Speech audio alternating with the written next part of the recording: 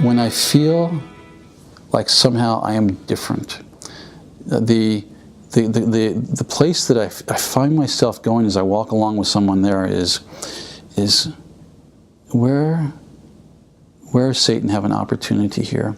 When we feel different, we feel somehow that God is for those people, but not for me. Okay?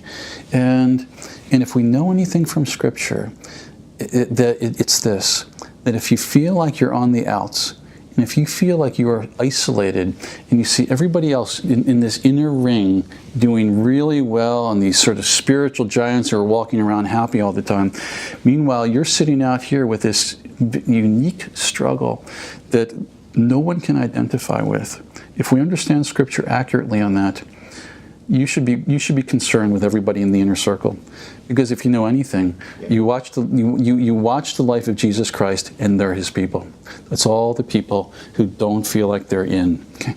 That defines the very people of God. So Satan's he's gonna go with what we feel, and we feel like we're on the outs. We're on the outs with people.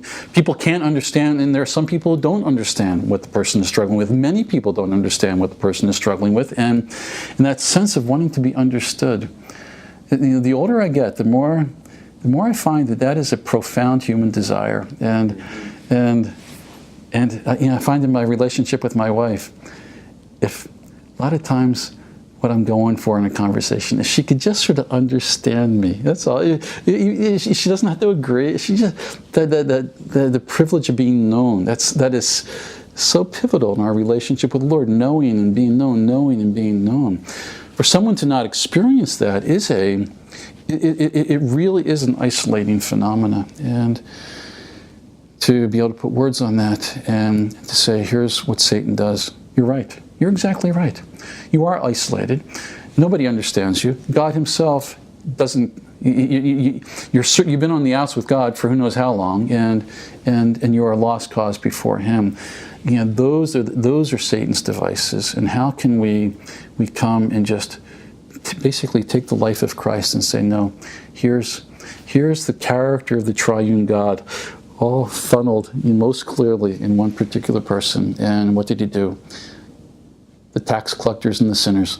The sinners, obviously everybody's a sinner, but people who felt like they were known by their sins, where their sins, if they spoke their sins publicly, not everybody would say, oh yeah, sure, I understand exactly. Well, I struggle with the same things. But somebody who people would look at them if they spoke their sins. They were tax collectors, and sinners were Jesus' people. And if we don't find ourselves getting into that ostracized group, we're in trouble.